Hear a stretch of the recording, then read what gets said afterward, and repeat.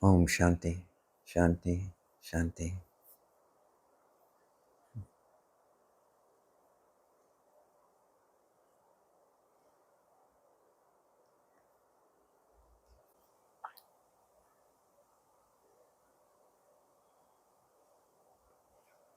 There's such gratitude to be with you all this morning, to see you, to spend time in this silence of being.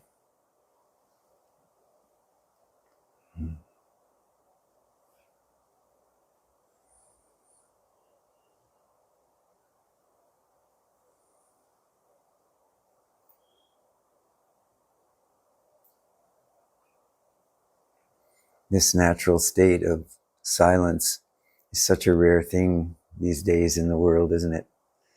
To find a place where, and a group of people, most importantly, they want to spend time in this gracious emptiness.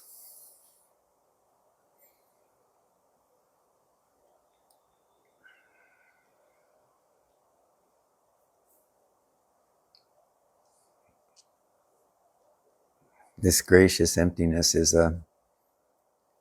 our true nature.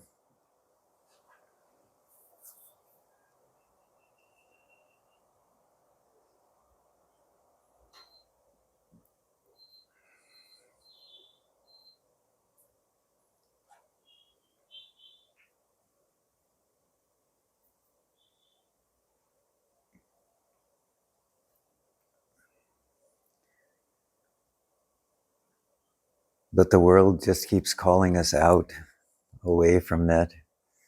And of course we enjoy that, don't we? From time to time. We enjoy being here, especially in this beautiful place. The thunder and the rain, the lightning, the horning. All of these, like temple bells, when they're seen properly. Every sound, every sight, every smell reminds us, I am here, I am aware, I am awake in this moment.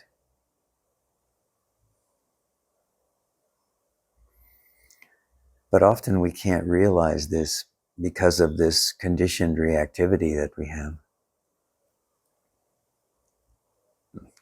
By conditioned reactivity, I mean we like this, we don't like that. We have these preferences. That's pleasant, that's unpleasant.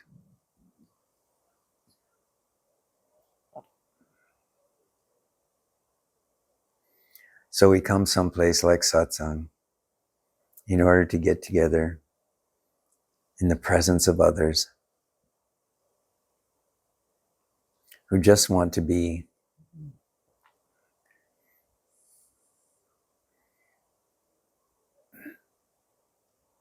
And maybe notice the ways in which we react to sights and sounds, tastes and touch, smell, thoughts in the mind, emotions in the heart.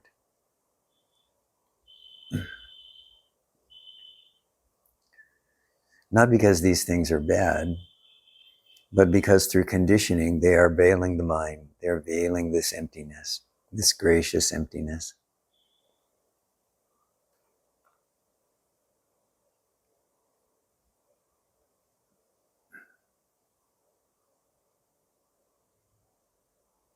Which is always here within us, if only we will turn toward it, using every sight, taste, touch, smell, thought, emotion, experience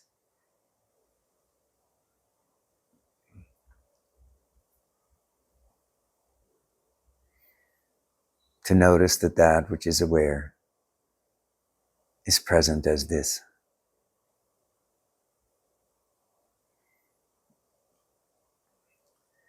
It's a beautiful thing that's beginning to happen now for some of you. And when I say you, I mean all of you, not just the yous that are sitting in this room, but also the ones that are listening to the audios and coming to the Zoom satsangs. And that is that I'm starting to hear from people that this stillness, this gracious emptiness, which is still alert and aware, is beginning to shine through some of the conditioning and the habit patterns of the mind. This is such a beautiful thing.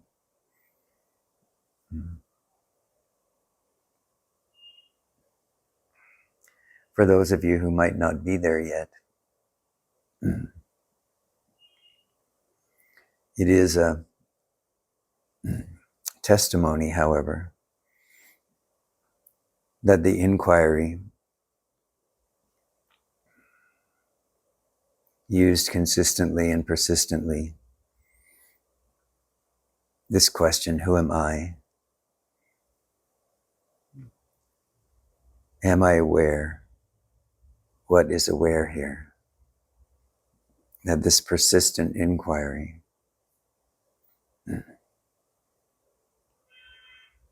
dissolves this veil of conditioning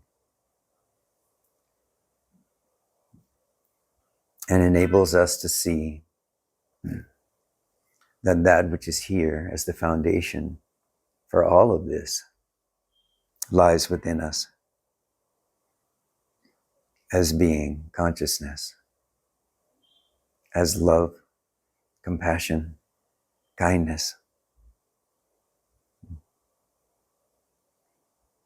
So it's always a joy for me to be able to be with you all in these moments in which you have made the decision to stop and just be with me.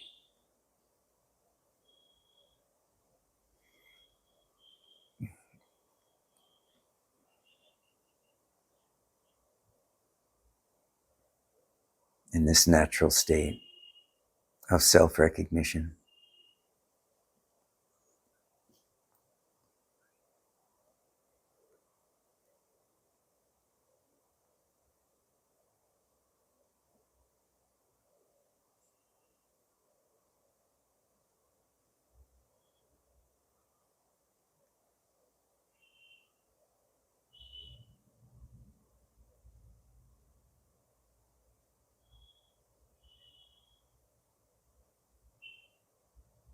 This natural state of self-recognition in which you know yourself to be luminous being,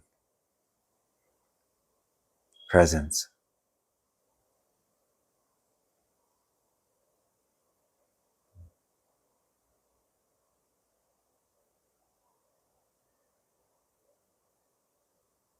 natural silence. And then from that recognition, to speak from your heart and to share with others both your recognition of who you are and the experiences that you have still coming out of conditioning, coming out of veiling, this veiling quality of conditioning in mind. This is so helpful. Part of what I've been hearing so much lately from people is the commonality, not only of the experience of recognition of being consciousness, but also the simple commonality of what conditioning does. What I mean by that is more and more people are sharing this experience, which I hear about from time to time, which is, oh, when she was talking about this, that's exactly what I'm going through. Or when he was saying that this was something which was happening for him. I was aware that this is also happening for me now at this moment. And so when we come together, we can have this recognition, this experience too. You often don't know it because you don't know that the person sitting next to you is also experiencing the same kind of veiling or the same kind of conditioning that you are dealing with, that you feel that you're dealing with in that moment. And that just by you being willing to share and to ask a question, to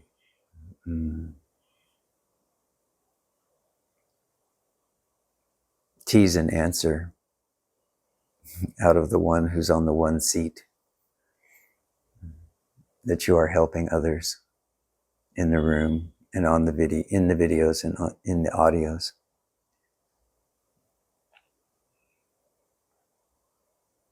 More and more I'm hearing from people when audios go up and videos go up on the YouTube channel,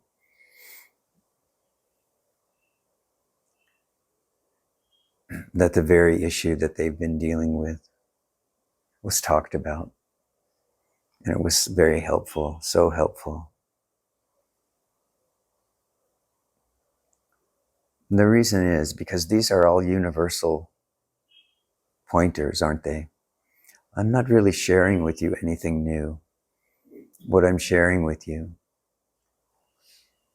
is what I've seen to be true, that was pointed out to me by Bhagavan and by other teachers that I've had. And my hope is that by pointing you in the same way that they pointed me, that you will also come to know yourself as being consciousness. This is through the grace of consciousness itself, isn't it?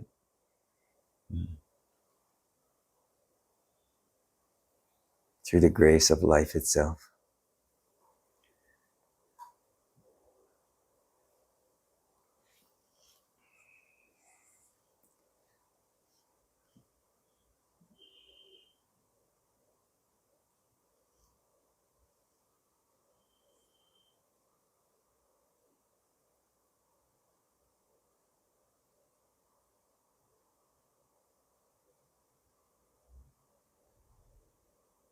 In some ways, I can say that every single one of you, every one of us, is simply the movement of consciousness, of awareness, of being consciousness as it goes forward in life.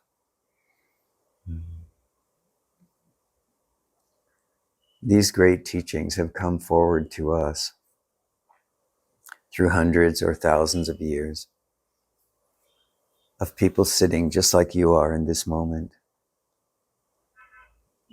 listening to pointers, and then seeing for themselves as you are doing now. Is this true?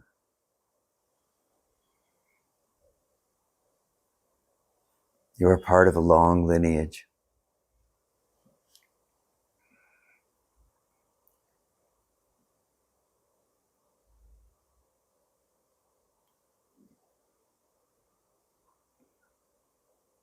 of individuals who looked within their own hearts and asked the question, what is real? What is true?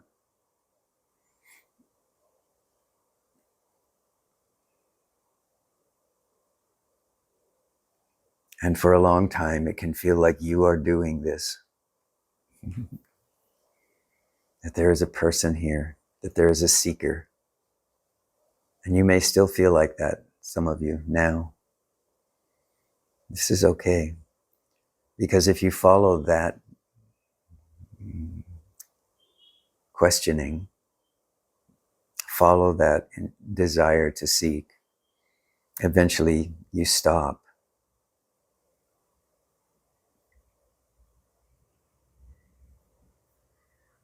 And in that moment of stopping, in that moment of silence that comes after that, this recognition that you are aware, that awareness is here, very subtly opens up This is your own self-radiance. And now it begins calling you home. It was always calling you home, but before that moment, there was a belief that it was you that was doing it. Now you know you have no choice. You are simply being called home. And this has gone on for thousands of years. Among those who are sensitive enough to feel in some way there is something more, something beyond tasting, touching, smelling, seeing, hearing, thinking, feeling. There is something more. And who dare to ask the question, what is that?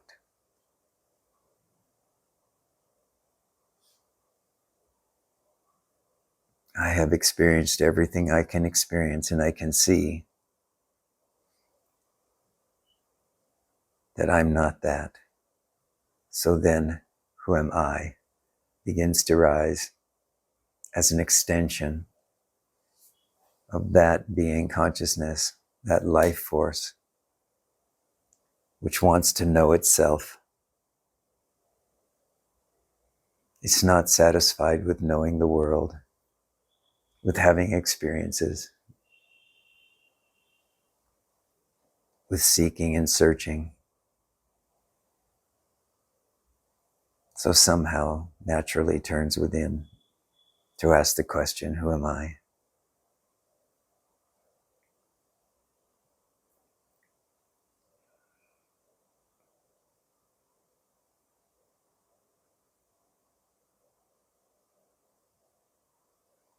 So it's always a delight to spend time with people like you.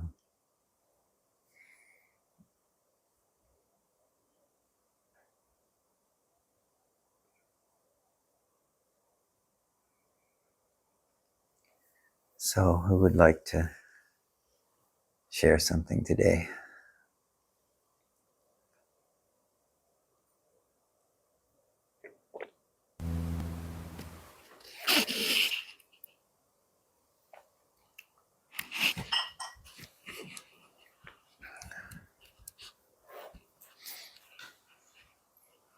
Good morning, Rishi. Good morning. Thank you for everything you just said. You just mentioned that there is something beyond, something probably bigger, but somehow sometimes I struggle a little bit with Advaita Vedanta philosophy because it feels like, and by you saying this, that it's somehow disregarding this beautiful, incredible human life. So yes, it's true. I guess we all struggle sometimes because it's part of life and it's part of what we have to go through and learn. But it is also so beautiful. Yes. So by searching, and I'm one of them, by seeking, searching something that we already have or are, I just have the impression that somehow it's disregarding, I guess that's the best word, the human life. So am I correct by saying this, or? I would say no. Okay. And I would ask you,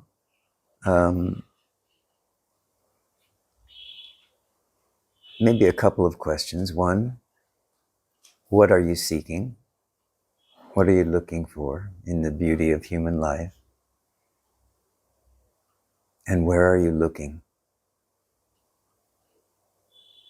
Well, I really try to look inside of me.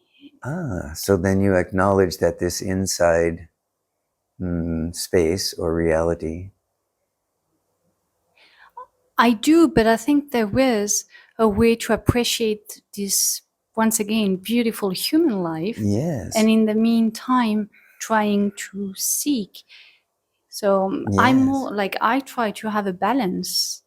And it looks like sometimes it's just like, forget about, well, we even talk about, the word illusion is used to talk about the human life. Yes. So by using the word illusion, it's also somehow saying that it's not true. All of these words that are used are realistically are part of not only Advaita philosophy, if you will, but all of the spiritual or religious traditions. But they also point in the final recognition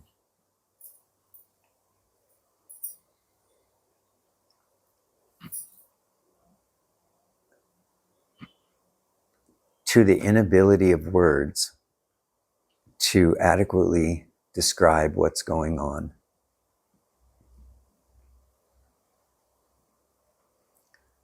Western philosophy, if you will, and science have for generations and decades tried to understand the nature of experience, the nature of reality, by looking at the phenomenal world, by looking at the world that we live in on a day-to-day basis, or looking at the relative world. Again, all these words don't really explain or describe adequately, like you say, the beauty of this existence that we find ourselves in.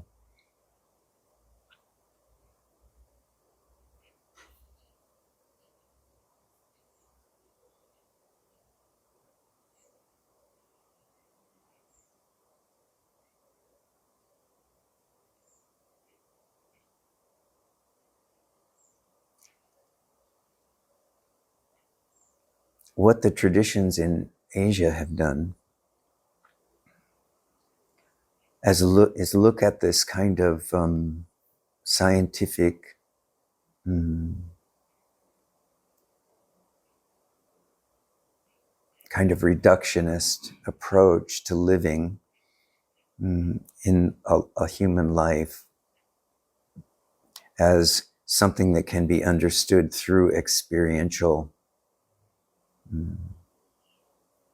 seeking.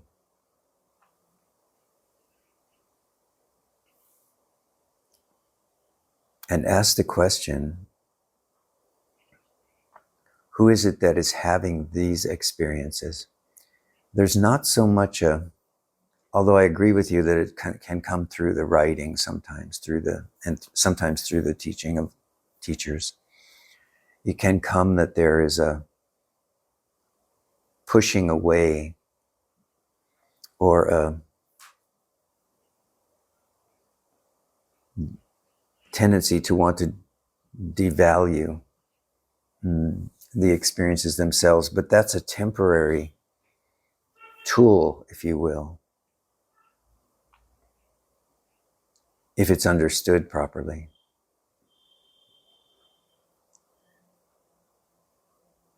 To begin this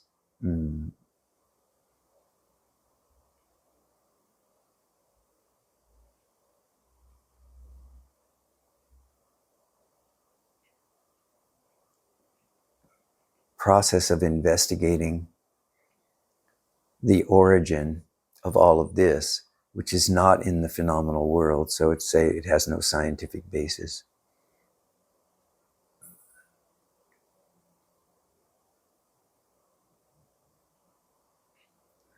But ultimately, what was discovered and what is discovered in this recognition of being is the non-dual nature of consciousness and experience. So the realization is, at some point, and this is direct perception, not the concept, that all of this is that. And when we talk about Advaita, it's important to understand that ultimately the goal or the recognition that rises it might be, is the understanding that there isn't this distinction between that which is the knower and that which sometimes is referred to as the illusion or the delusion. That it's only illusion or delusion as long as there isn't right understanding or direct perception.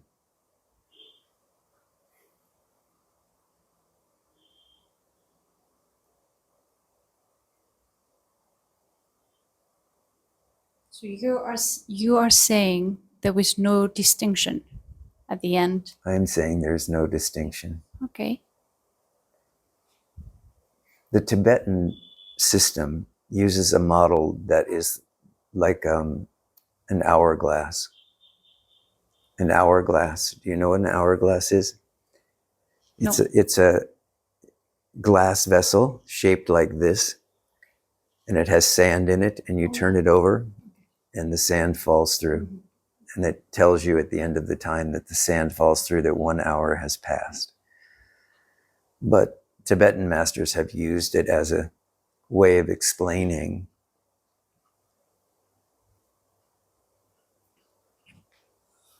why the concepts of that is illusion, that is delusion, come away from that, come inside, look. They've used this hourglass as a way of explaining how this works, or how this path, if you will, their path, Tibetan path, works. And what they say is that in the beginning, as we come to question our own experience, question the validity, the reality of the world, and so on, we are drawing through concentration, we are drawing the energies of our attention inward.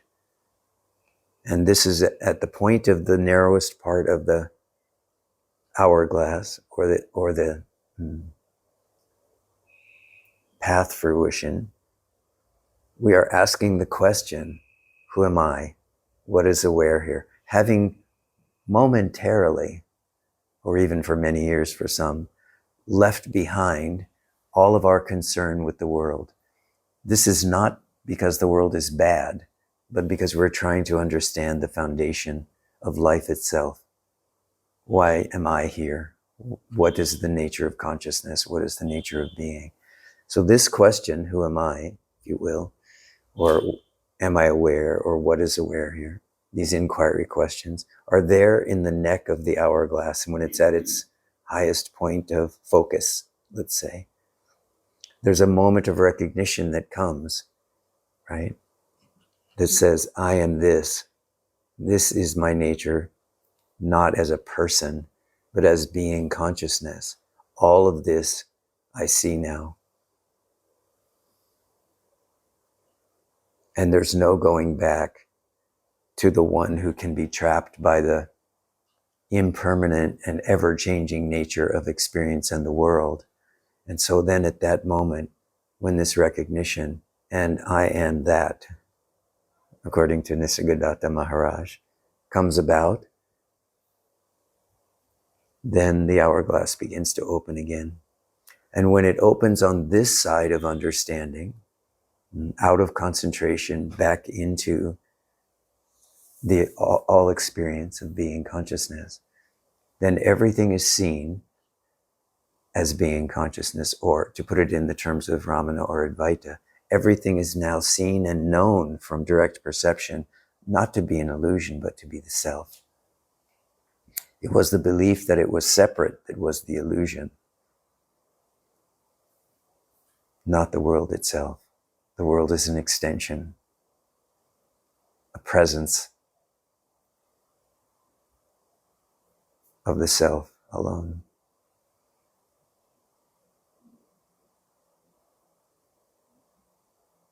Gonna take some time to Yeah. digest everything you Yes, just said. of course. Thank you. Of course. So I will just say, understand that the idea is not to reject anything. This is really important to understand this, that the traditions are not rejecting anything ultimately, but in the traditional patterns of showing, you yourself or holding a mirror up, there are these tools or moments or pointers which say, no, don't look at that, look at that. You know, don't look out there. If you want to know who you are, don't look out there, look in here. This is that narrowing. And then once you look in, you see for yourself, I see, yes, all of this is that. And you understand where the quality of experience is that caused the masters or the saints or the sages or the yogis to say, don't look at that, that's all illusion. The idea is to turn you away from it, from that, only till the moment of recognition. You know, you have to remember that in the Eastern traditions, in Advaita, Buddhism, and so on, there's never, I won't say never, in some schools, but this can happen, but there really is never anyone telling you how it is, defining for you how it is. If there's true teaching, it's always to get you to look. And ultimately, the perception, the decision, what is going on here lies with you. And this is why it's always said, all I can do is point at the moon. Stop looking at the finger. Look at the moon. This is in one way to even say, stop looking at the teaching. Just do it. Look to the moon. Don't look at the finger. All the teachings are just finger. Reality is the moon.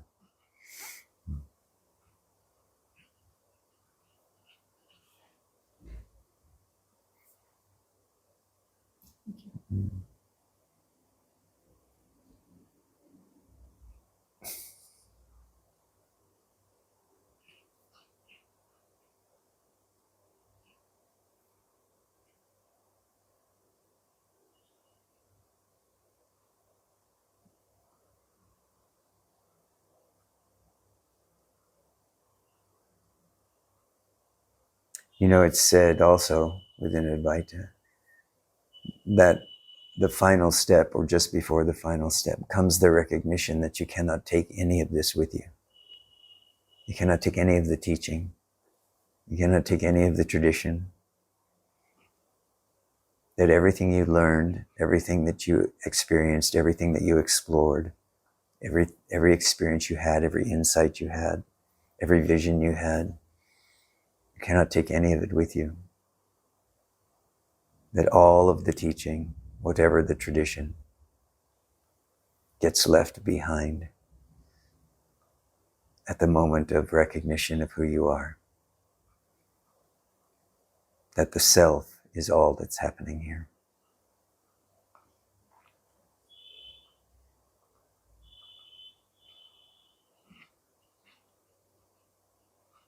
It actually really feels good hearing those words, honestly, by just hearing that this daily life that we're living is actually not an illusion and not something that we have to forget about. It's just part of it. Yes, that's right.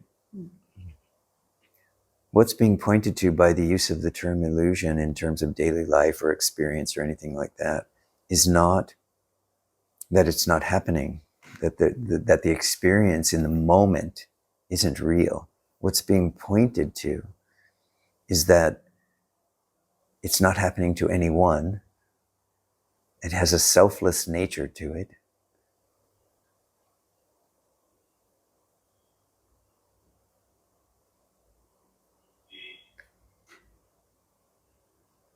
And the illusory sense of it comes from the belief that it's personal, it's mine, this is my life, rather than this is life itself. If it's my life, then I have to try to do something about it. I have to try to solve the problem, or I have to try to enjoy as much of it as I can. I have to grab everything I can that I enjoy, and I have to push away everything that I don't like. That's my life. And this takes a great deal of energy. It takes a lot of energy to be a person and to keep this illusion of the personal going, this projection. This is who I am. This is what I want. This is who I love. This is what that projection takes an enormous amount of energy. Once there's the realization or recognition that there is only the self and that is not personal, it's just the vast expression of life itself, we can say. And that what previously I thought was me is just one small aspect of that. What happens is that small aspect merges with the greater aspect of life itself, and then just dances in that stream of consciousness, not bound by this me-ness, not bound by what before was called the illusion of it.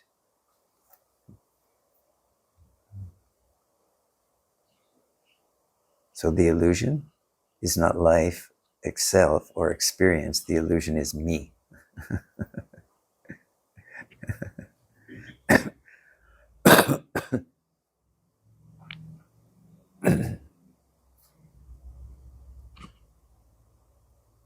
So one of the things that does get pointed out in the tradition is when the illusion of me completely breaks down and there is no more me, interesting thing is life still goes on. And this was a big conversation both in Advaita and in the Buddha Dharma for a long time, for many, many decades and probably centuries, where monastics and people, yogis, were looking at what was happening and saying,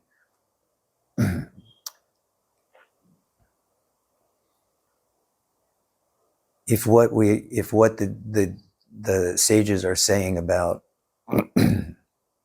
there being no me is true, then why not just end this body mind now? And then that takes care of the whole me problem. But it really doesn't, right? If the body mind is just allowed to die, not necessarily through active suicide, but it used to be the common teaching was severe asceticism, right? Don't eat anything, don't drink anything, go live in the forest, go live on the mountain. And to a certain degree, that still is taught today. But what came to be seen was that the body, the mind, and the world really are the vehicles for understanding oneself, understanding what is being experienced here. How is it being experienced? What is the foundation of this experience? What is the cause of this experience, if you will? And then these teachings around asceticism began to moderate in the traditions which we follow. And so it was more understood then that to realize that life could be lived directly, but impersonally in some way. Again, these concepts, we get to the edges of these things and the concepts start to fail. But anyway, life could be lived in an impersonal way. And that the body was the vehicle for the realization of being consciousness. Then the body could be appreciated, could be looked after. It didn't need to be destroyed, which was the earlier teaching. And in fact, to destroy it would ruin the opportunity to learn through experience, through looking inside, through asking the questions, who am I? What is aware here? That this becomes the vehicle for this recognition or this realization, not the barrier to it, which was the earlier teaching.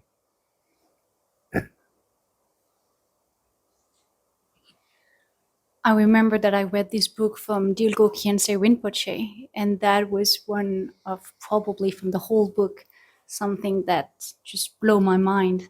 Just reading that being human, having this body is actually a chance to realize. Yes.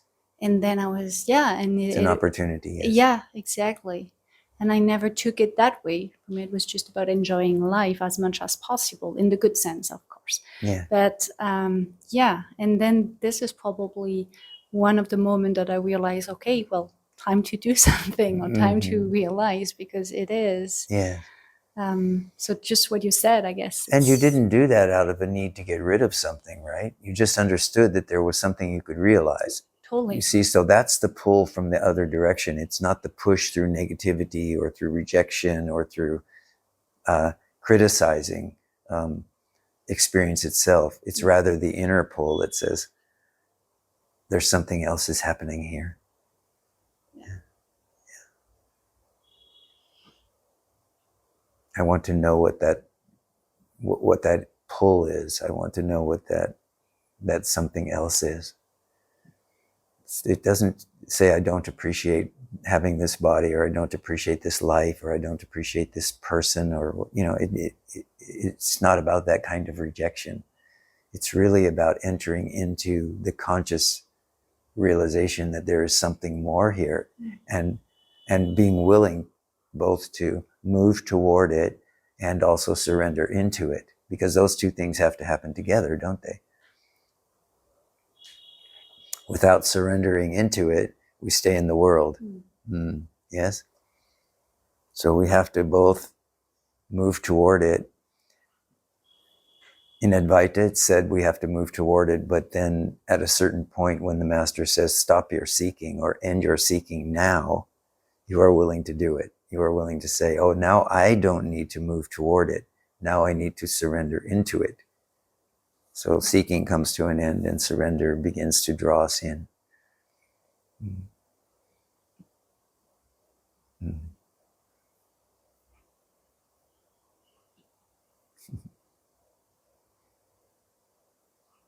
So you have been going in this direction for some time now. So for you, it's too late. Well, but surrender is something that it's not easy for me. So. Yes, but understand that this whole concept of surrender is really only for someone like yourself who has this mind that likes to really understand, pick apart, know the details, and in some ways be able to anticipate where it's going. Okay, so there is really no, there, in the sense that there is no more, in truth there is no veiling, in truth there is no surrender, in truth there is no seeking. In the final analysis, this is what we learn, is none of it was true, and we laugh because of the illusion of what the mind had created for us as a belief system. But until then, we use terms, concepts like surrender, because we understand, not necessarily consciously, but because that which is drawing us in gives us the concept of surrender in order to deal with the mind that doesn't want to, that wants to understand, wants to know the path, know the outcome ahead of time. Huh? This is totally part of the Western conditioning, right? Correct. Yes, correct. This is correct. Yeah. I have to say also, this kind of conditioning is present in every culture. It's just present in to different degrees and in different ways. You know, one of the things that traditions do, whether it's a cultural tradition, Western, Eastern, doesn't matter. One of the things that traditions do is they bind us into a set of concepts. That's what tradition, please don't misunderstand. Traditions are lovely. They point us in the right direction, but they also bind us into a set of concepts. And it's actually from those traditions that we ultimately are liberated. And this is why even in all of the spiritual traditions, there's a moment where it's said that we have to step off the cliff, or we have to surrender everything, or we have to put down the teaching. All of these kinds of things are used to point to the fact that traditions serve us to a point, and then they become a binder. And we have to begin to distinguish when a tradition is helpful in our sadhana, helpful in our our seeking, helpful in our knowing who we are, and when it is binding us. And it's time to put it down and surrender through it or beyond it or transcend it in some way. All of these terms are used.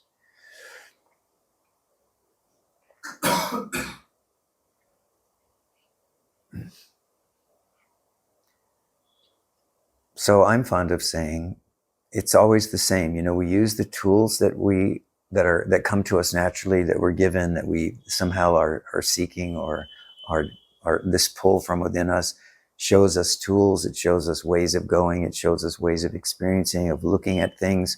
And we have to know both when that tool is useful and when we need to leave it in the toolbox.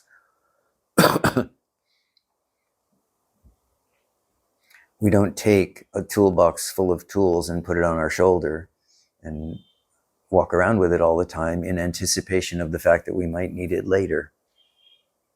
The way the Buddha described this, he said, when you go to the edge of the river, you construct a raft with the materials that you have around you. You get on the raft, you go across the river. You have succeeded. You know you are across the river.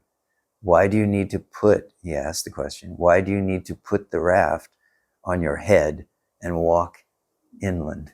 You don't. You leave the raft. So this was how he described this as a metaphor. Yeah. Use the tools to build the raft. Get across the river of delusion. And then walk inland. Walk away. In freedom, of course. Yeah. He said walk into nirvana. Paradise.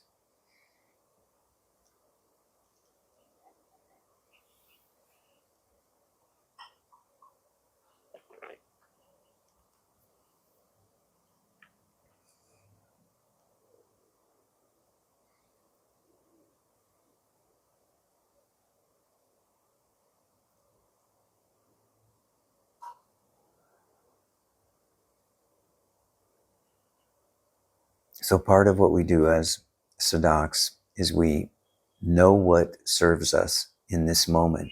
And we know that because when we employ a certain understanding or tool or method or whatever,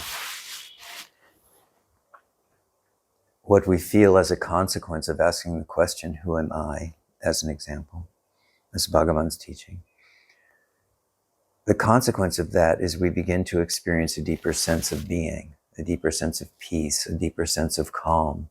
And we know that this question, this inquiry, this looking, which is really what the inquiry is, it's not really a question in the mind, it's a looking. That through this looking, we feel a deeper sense of peace and a deeper sense of calm. And when we feel that peace or that calm or that inner recognition is disturbed in some way, then we ask the question again. We use that method. We use that tool. But Bhagavan was really clear that there is a moment, there is a point in which maybe there's not a point, maybe there's a progression in which the need to ask the question, who am I, as a mental concept, diminishes. So that means that the peace and the calm becomes bigger, and the disturbances or the veiling quality of mind, thinking, conditioning, concepts becomes smaller. So even he was saying, as long as there is an I, a you, and a they, inquire. Who am I? Once there's not an I, a you, and a they, you are finished. Now you don't need the inquiry anymore either. So you don't need to carry that raft around anymore.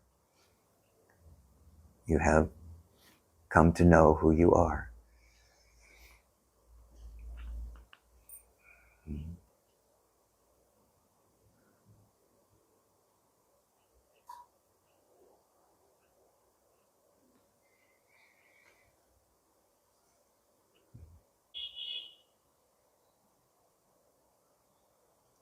Understand that your self-radiance is what makes it possible for you even to be exploring this at this moment. So pay less attention to what you are exploring and more attention to who is exploring. You will find your self-radiance as the foundation for all of this.